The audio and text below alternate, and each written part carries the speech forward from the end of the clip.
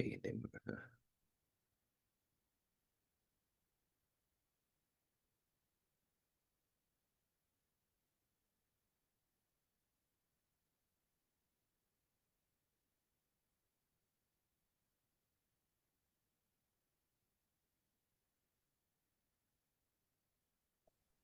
Good afternoon, everyone. I have the pleasure today of interviewing David Stollman for our expert spotlight. Let me tell you a little bit about David. David boasts an impressive 5-to-1 record, co-founding four successful startups and one learning experience.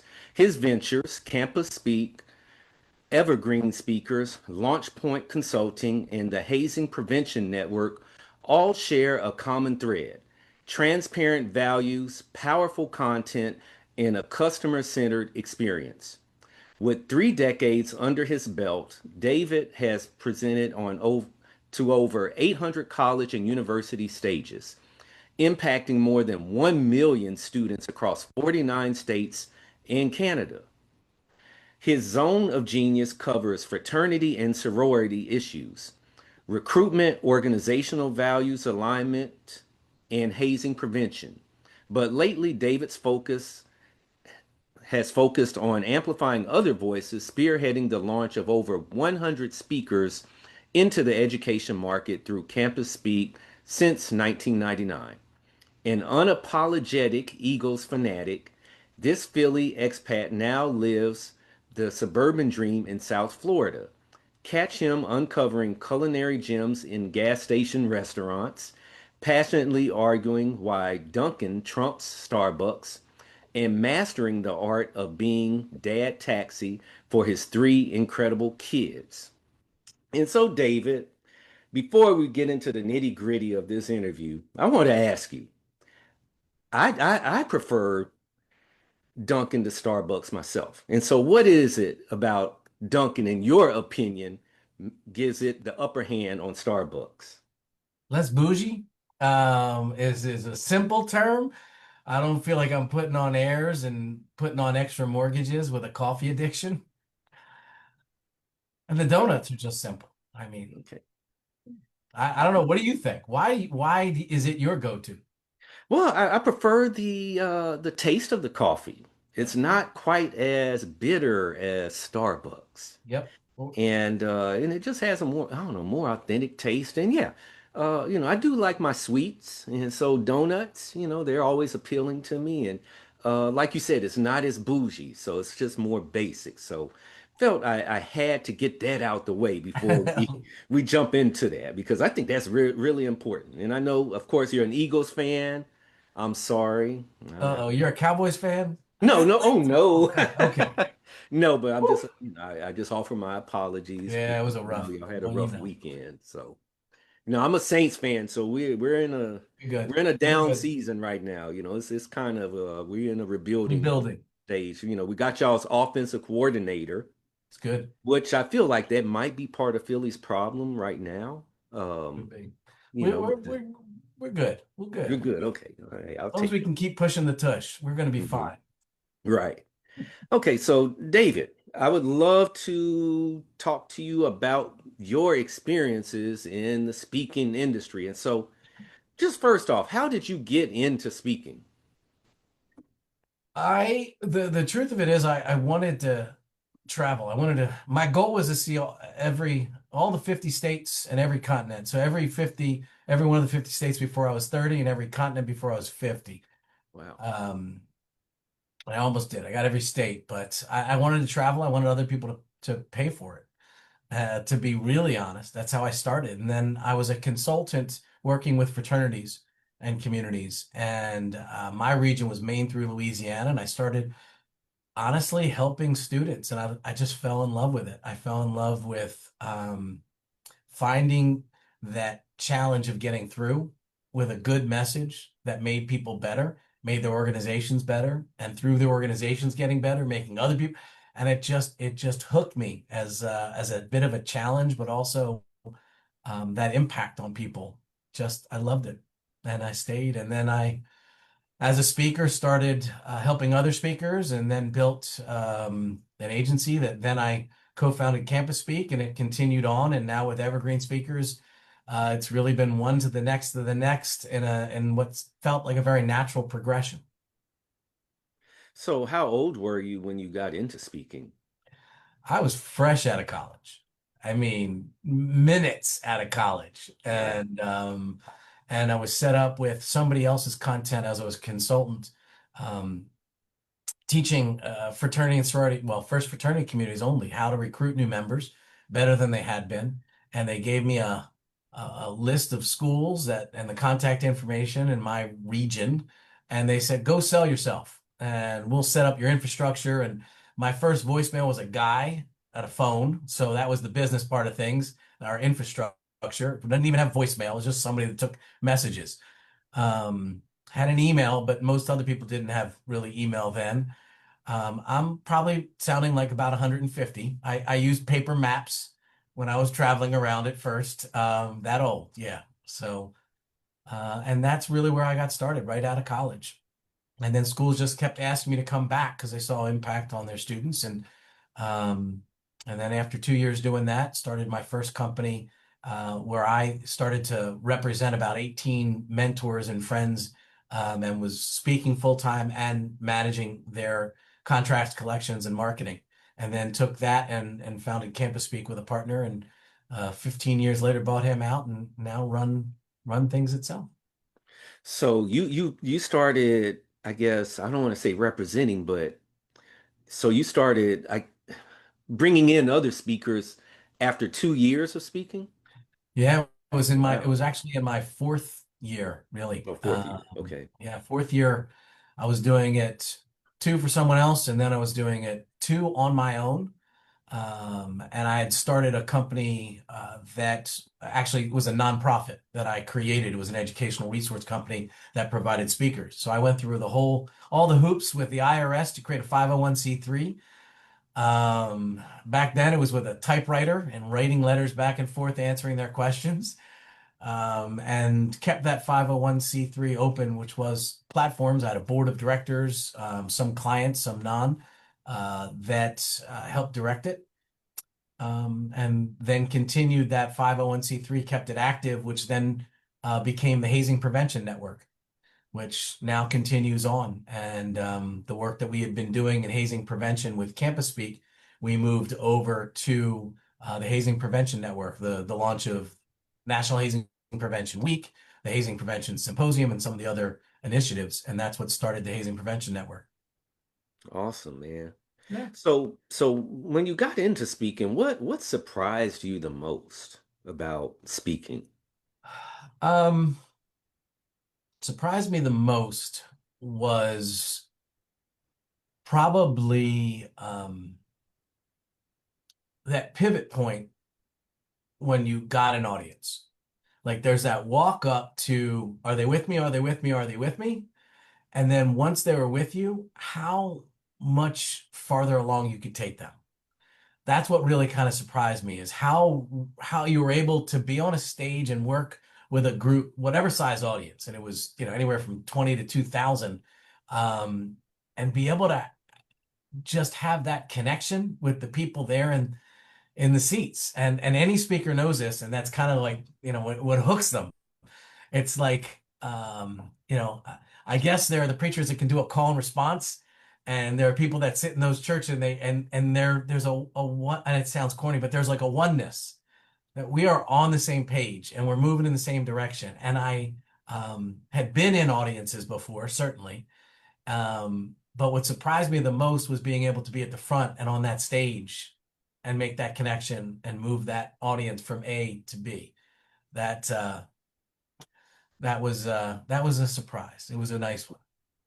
Now, I know for me, one of the challenging things you mentioned an audience of 20 or 200 or 2,000.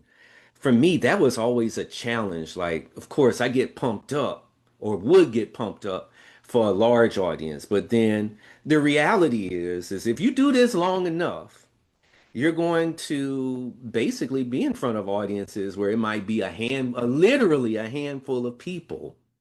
And that was one thing that really messed with me because oftentimes I was preparing for a decent sized audience. You know, maybe I had an activity or two that I had planned, and it would have depended on having a nice amount of people. And so, yeah, that would kind of mess That with me. curveball in the dirt.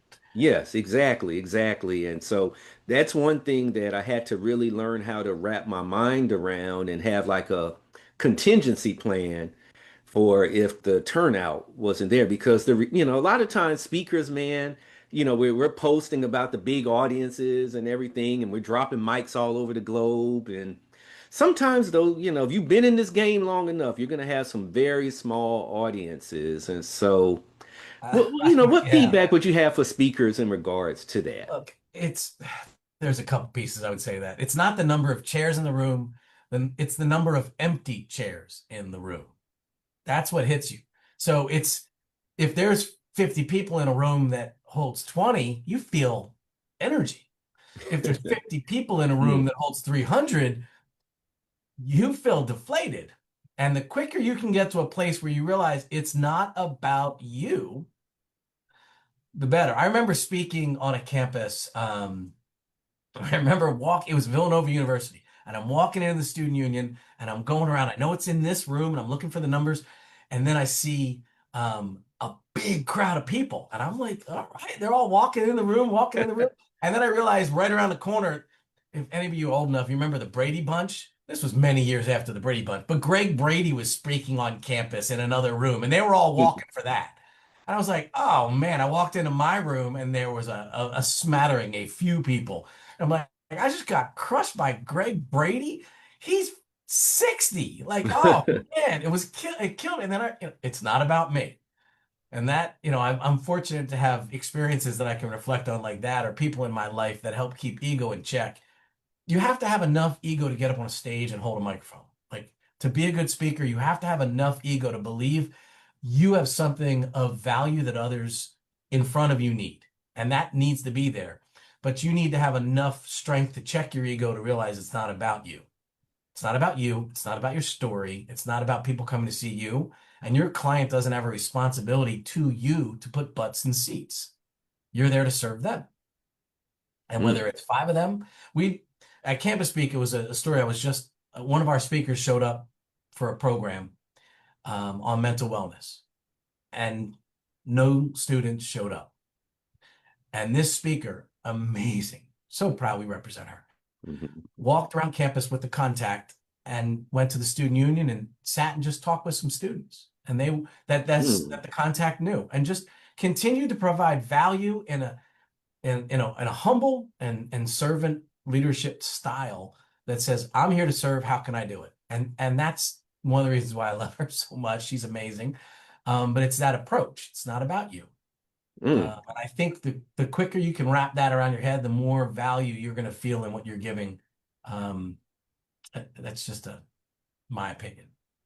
And I'm so glad that you shared that because again, as speakers, man, we do enjoy having a large audience, and oftentimes when we think about speaking, when people have their dreams of speaking, you're dreaming of having a room full of people. And again, the reality is that that doesn't always happen. And like you said, it's about the audience. It's not about us, and we can't take it as a shot at our ego or our skill or whatever else. And so And I know for me, it's just something I had to kind of wrap my mind around you got to adjust initially. your expectations. Walking in the room is I'm going to serve them in this way. And Hmm. then you got to say, you know what? I got to serve them in this way instead. And that's why they pay you. That's why you're a professional because you can adjust, because you can, Hmm. you can see that it's a curveball I need to still hit. And I may have prepared this, but I'm going to be doing that. And I think again with the ego, I think it's if we can get away from vanity metrics of how many people are in the audience or the number of places we've spoken or all that, I mean, it gives you some credibility, so it's important for marketing to some degree. Um, but if you can look at success benchmarks a little differently, I think it serves you better. Oh yeah, most definitely, most definitely. And yeah, I can even think to my own experience this summer. I actually was down in Florida. I spoke at special education conference in the middle of June. A week later, I went to what's the city? Midland, here in Texas, to do a training, 3 people, all day training. So I went from speaking to an audience of 400 people for a state conference, keynote speaker for a state conference, to 3 people. And luckily, like I said, I've grown and I understand how to navigate that now. And I understand that, hey, you know what? That's not about my capabilities as a speaker. And so, again, I just think it's so important that we communicate that because, as speakers, it's a lonely field and sometimes we can misperceive certain things. And so, again, I appreciate you sharing your insight and wisdom on that. And so David, what's really cool about you compared to the other guests that I've had is that, like you mentioned earlier, you manage speakers. You are helping them get gigs and that sort of thing. And so I'm always getting people hitting me up in my inbox like, hey, how are you getting gigs? And do you know of an agency? Do you know of somebody that can get me gigs? And so here we are. I got somebody right here who is the CEO, the head of an agency. And so, do you want to tell them, like, if you're looking to bring a speaker on board, what are you looking for? What should their resume look like? Sure. Well, first, fortunately, I'm the president of the company, but we have a great CEO. Monica Okay. runs our company, and she's Uh-huh. fantastic. So I want to clarify that Thank you. because I'm smart enough to hire people that are smarter than me and better than me. That's the reality of it. I would say if you're looking, there's a place you can look and find the person who's going to get you gigs. So you go into the bathroom, and then you open and you look in that mirror, and that's the reality. Most agencies, and Campus Speak is a little bit different in some ways, but the vast majority of agencies want to hire and manage speakers that get bookings. And for a lot of reasons, they get bookings. And that's the reality. And, people want you when other people want you. And Mm. what we do in our management, Campus Speak is a management and marketing firm by its nature is we when someone pays us an agency fee, they're buying their time back. That's the reality of it. Is there we will create and our expertise will help them establish a marketing plan and execute on that plan. So we do concept all the way through to execution, design and distribution. So, you want to do a marketing campaign to higher education residents' life. That's the niche you're going after or whatever it might be, or you want to do an Hispanic Heritage Month program, or you want to do sexual violence prevention, and we help you design, create the collateral, and then do execution of marketing campaigns. And then we answer the calls when it comes back in or the emails for someone to and do the back and forth of the date scheduling, the price negotiation. We manage all of the contracts, all of the collections. And with some of this, there are more and more hoops to jump through as um, campuses are expecting a greater ROI and their funds are strangled by budget cuts. There's a lot more to get each contract and then to get each check. And what we're doing is that for each of these speakers so they can live in kind of their zone of genius of writing and creating content and updating stats and learning more and getting better at their craft and being on social media and doing all those things that they can do. They buy their time back through agency fees. What Campus Speak is looking for in particular, um, I never like to tell topics that are big because then I find sometimes speakers chase topics. Um, you know, I, now that DEI is not really a big topic anymore, we were inundated when it was with, I happen to be Black. I don't have a topic really focused on diversity, equity, inclusion other than my lived experience. I'm not an expert in this, but I'll be a DEI speaker if they'll pay me. And that's chasing topics and it's not authentic. So I'm always afraid of saying what topics we're looking for and we have a very selective process. Our campusspeak.com, you can learn anything you want about us. We have an application process. Our applications actually due at the end of the month of October. We have on the 15th, we have a call where we tell people it's a Zoom, they can jump on and learn all about our process and what we do and how we do it. But I'd say in general, for anyone looking for representation, I'm going on too long, but I'd say figure out what you actually need from someone. And if it's them buying your time back so that you can do more lead gen, that's what you should be doing. I don't think that anyone should be looking for someone else and expecting them to be a magic wand to get you a bucket full of gigs. It's not the reality of this world. And I'm sorry if that's disappointing to anybody, but you earn every gig you get. And a lot of it is through a variety of different means that I know you talk about in your Facebook group. Yes, indeed. And yeah, I've talked to a number of speakers. I know speakers connected with um, your organization and other organizations out there, and they will be the first to tell you that, hey, I still get most of my gigs on my own, like 90% of them. A few may trickle in from those types of organizations, but they are still doing the work. And so with that, we got new speakers that listen in and everything. How do they get to a level to where even an organization like yours or others would even consider them? Like, what steps should they be taking? Sometimes it is the topic. Sometimes, I've spoken with people before where, I see their application and I understand what they're doing. We see immense potential. The Michael Jordan that got cut from his basketball team first, like we'll see that Michael Jordan, not the one years later. And so we will invest sometimes in speakers in that development because we see great potential either in their topic area is going to be great growth there as an individual, the type of person our values truly align and their skills are there, their view of a particular topic. So it's, we do that from time to time. But for someone starting out, it sounds boring, but get better.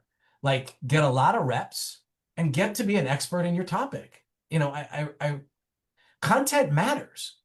Content matters and understanding your content better than anyone and niching down that if you're going to be a leadership speaker for left-handed, red-haired middle children, like if that is your absolute niche and you are better than that at anything, well, there's that 1% model where you go after that. There's also other business models that you can't be all things to all people. So get better at your particular content and get better at delivering it and do the reps. Uh, it sounds tough, but it takes a lot of work to get really, really good. And Right. when you're doing that, sometimes that means you're giving a lot of free product that's worth what people are paying for it. Hmm. So if you're just starting out, speak wherever you can get in front of groups and establish a feedback loop so you can learn what's working and what's not working, so I that you like can that. double down on what's working. Yeah. And that's very deliberate feedback from people that are qualified to give you Mhm. feedback. And I guess, you kind of answered the question that I was about to ask, like, where do you get those reps? I know we got people that's going to be listening. They're like, I want to speak, but I can't find the opportunities. And so, like, what advice would you give them to get those reps, whether it be free or paid? Um, a business model can be get very clear on your topic. And this is not mine. I'm telling you what I've heard from others. The I help X with Y so they can Z. It's a simple way of looking at it. The more clear you are with I help X, who specifically is X, with what is Y and Z, clarity on the return on investment, and then start to find out where does where does X meet to talk about Y? What does X read to talk about Y? What does X watch to talk about Y? So those are higher ed is an interesting and simple world in many ways in that there is a there's an association for every particular job that on a college campus. There is a group of people talking about the topics that job title has, and they have publications and there are very structured ways where they have annual meetings to be able to submit in their call for programs to do a breakout session. You're not going to get a keynote starting out, but you might be able to get a really interesting take on a topic in a breakout session, even without a lot of experience. And then maybe it's the drive-in conference for that association, where it's again a lower threshold of barrier of entry, where it's not maybe a cost to fly across the country, but you're just driving somewhere nearby. Right. Churches and the Knights of Columbus, chambers of commerce. There are lots of places to get practice and to get on stages. And again, do it in a way where you can structure a feedback loop. And I know you do coaching on this, where maybe it's they get a resource of some sort where it's a downloadable, and the paywall to get in is their opinion. You saw me speak. What are the three things you took away? What are the three things you wish I had done? Now here's your free resource that helps you, do why better. And what about student organizations on campus? That's one when I first started speaking. Yeah.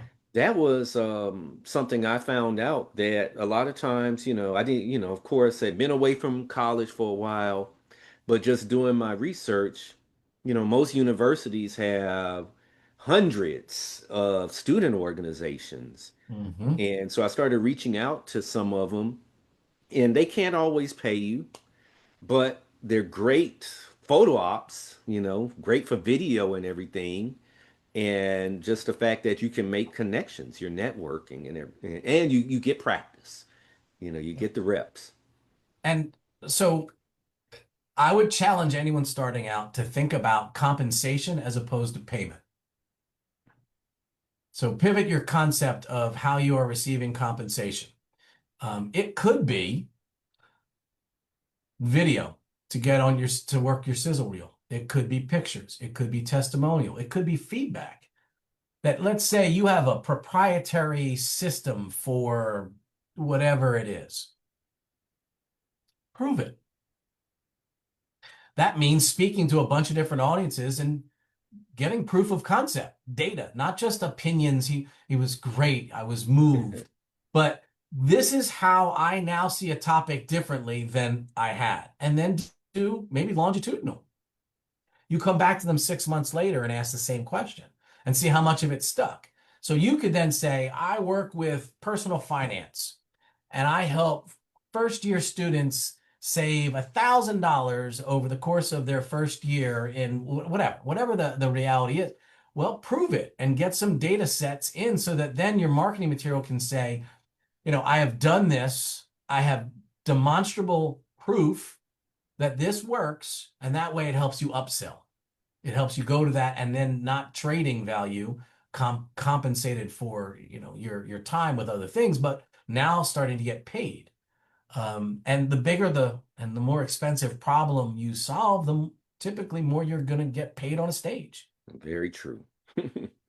And so, the fact that, again, you manage speakers is just, again, you're like the first person I've had that opportunity to interview. And so with that, I'm sure, you deal with a number of personalities and everything. And so what are some common misconceptions that the speakers you have worked with come to you with about speaking?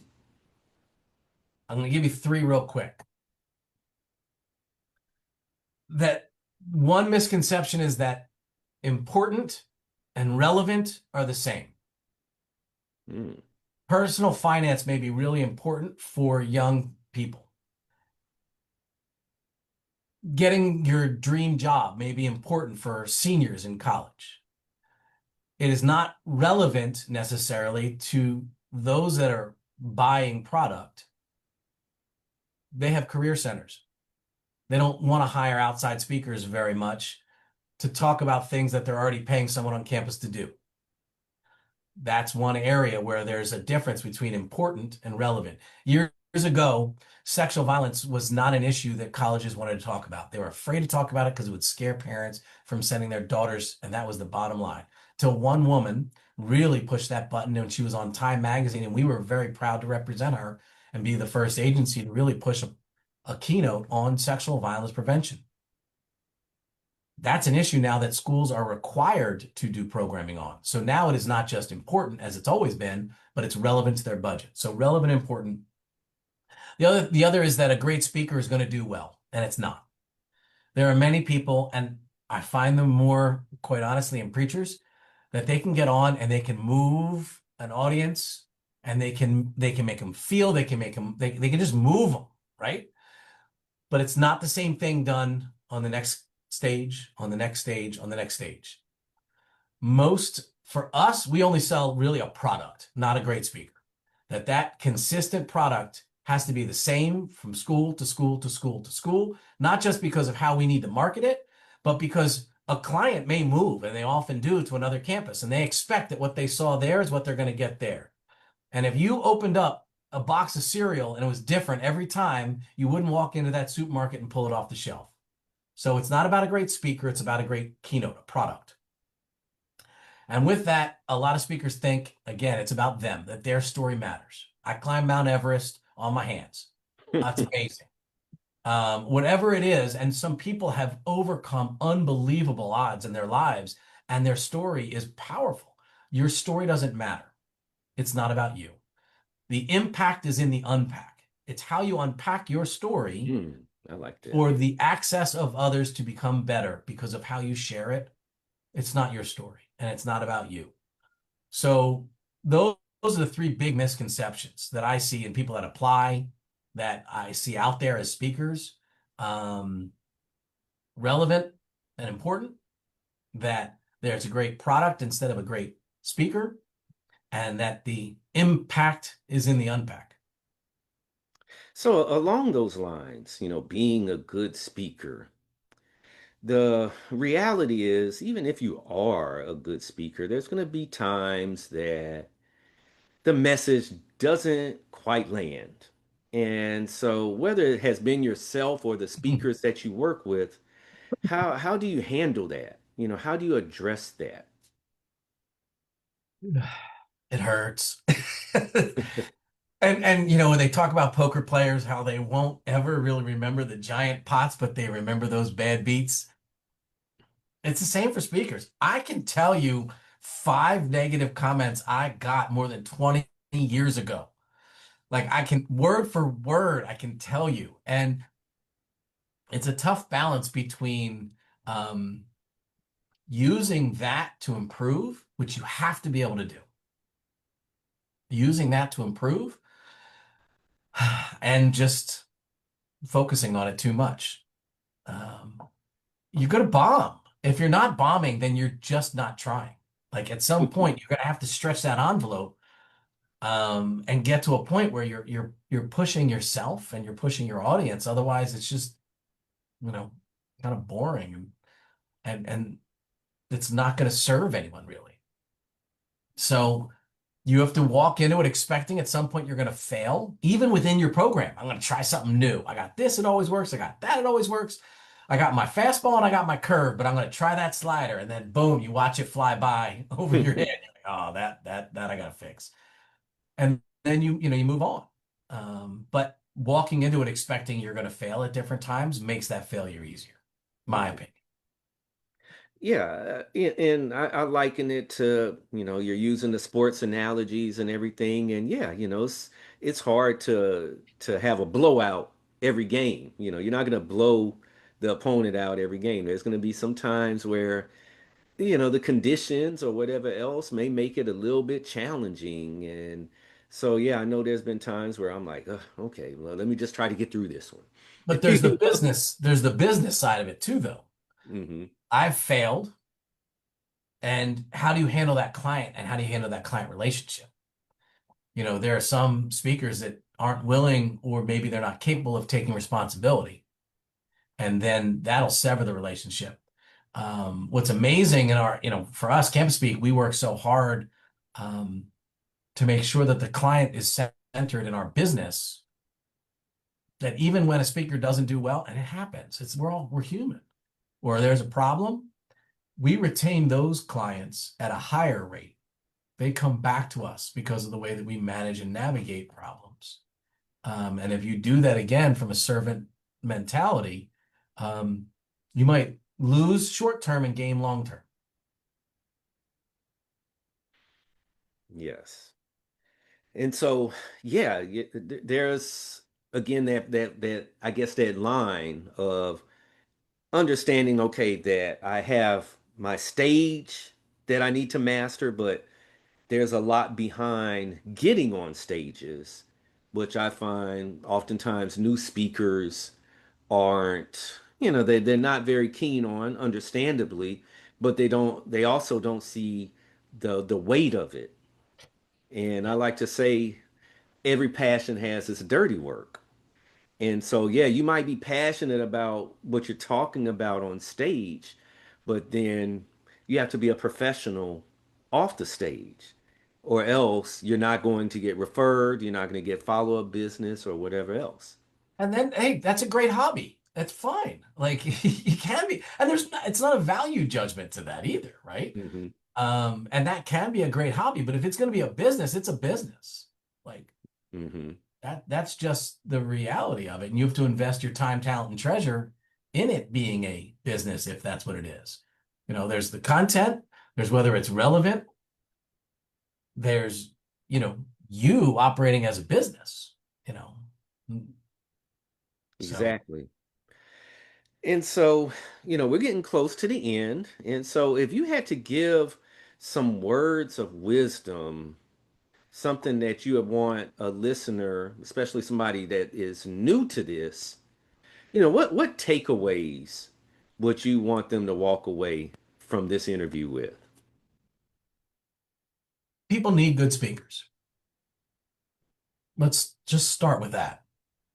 Many of us, we've been in an audience where someone has shared a way of thinking or a story or something that has become a lens through which we see and interact with the world. From that moment forward, we are different in how we interact with other people in the world because of what we heard from someone on a stage. Now you said people need good speakers. So, what is considered good? A part of it is the match for that audience and that time and that content. That's part of it. Um, but I think, showing up and being there to serve and getting better, which means we bring our best selves to that stage. People need to leave the room better because they spent that time with us. And Hmm. so striving for that in our craft and in the way that we serve. I get choked up about this. Wow. Excuse me. But I think that's what we need to be working toward. And it's work. I don't care what you were gifted. And some are gifted with skills and a charisma that puts them on third base, but that they still have to do the work and they Right. still have to get better in other areas. And it may be the business, it may be refining their product, it may be communicating their product. There's always work. And and and there's no partnership, not with an agency, not with an individual manager.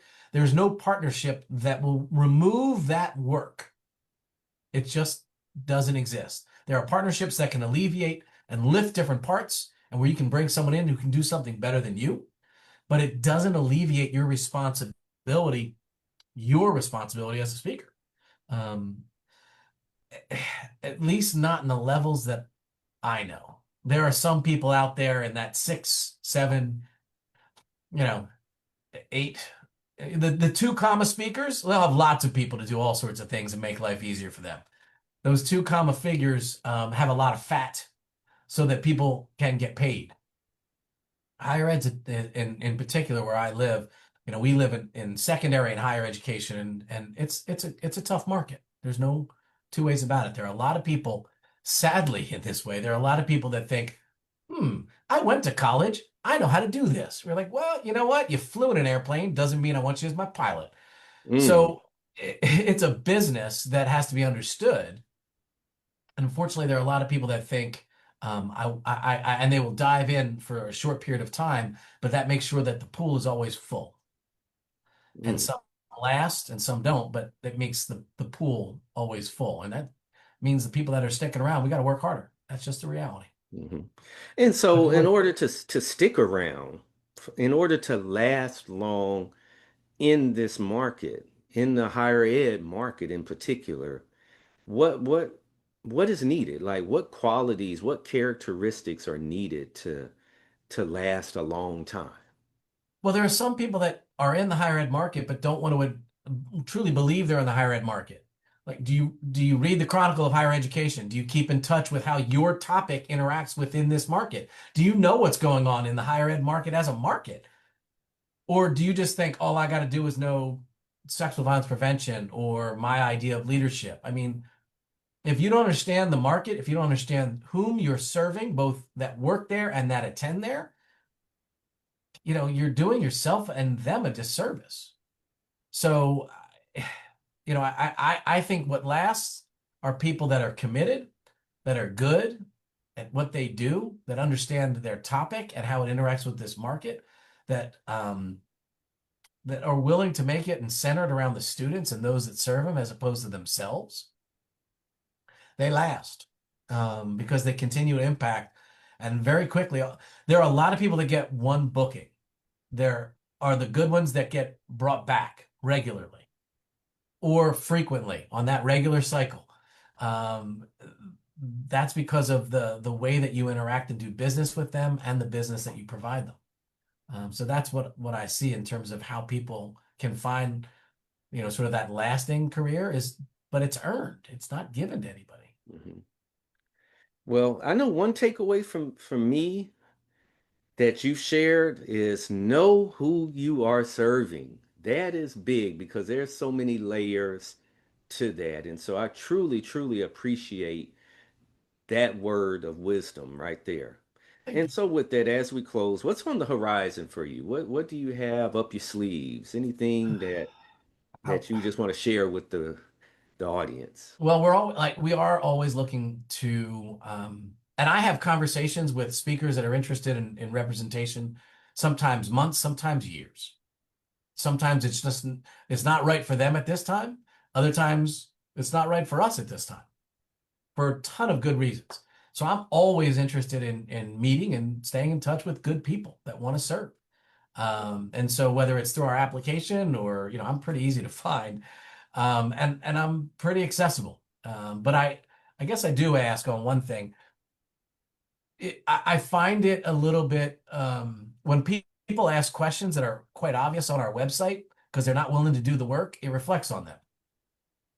So whether it's me or I'm sure any agency, do the research to find out and don't be afraid to approach. I like to meet good people that are serving, and so I hope this opens a door for some good conversations. And whether that's on the 15th, they register for our informational meeting, or they apply, or just stay in touch. Okay. That's my horizon. So I'm an open book in that way. And Mills, I know that you're coaching people, and I can tell from the comments, I can tell from the way that you reach out that you do it in a servant mentality, and that's why I wanted to connect, and I appreciate what you do. Oh, thank you. I appreciate that. It means a lot. And so David, if somebody wants to reach out to you, if they want to be considered for your organization, what should they do? Do you have a It's link pretty that you simple. want Go to to Campus provide? Speak. Yeah, campusspeak.com, one word, one S, Campus Speak. Mm-hmm. Um, and there's an apply to be a speaker. That'll take them to an application, it's not easy. It's not meant to be easy, to be honest. We really need to understand what it is your product is, how we could sell it. And sometimes there are great speakers that we, we just can't foresee us being able to sell them to our market for what our market's asking for. And they're still great speakers. It's not necessarily, or we already have people on that topic that we have a primary, a first, responsibility of the people on our roster. So sometimes it doesn't work out right away, but that application isn't easy, but it helps us understand that speaker, what they do, and how they do it. And it's our process. And then I think we're closing it. We open it twice a year. We do then an onboarding where you wouldn't start a company, and we look at this like a partnership. You wouldn't start a company without meeting with the person and going over systems, and that's what we do in an in-person. And we start to create marketing collateral, and there's a whole process that we go through that starts with an application. All right. Well, there you have it, folks. Yeah. David, I appreciate you coming on. Again, this was super insightful. I learned something from it, and I know the audience learned something from it. And so, again, if you want to reach out to David, he's already provided his information. I'll make it my intention to put it in the comments for this interview. Again, David, we just thank you so My much for coming on. pleasure. My pleasure. Thank you. Right. So until next time, keep speaking your speaking business into existence. Y'all take care.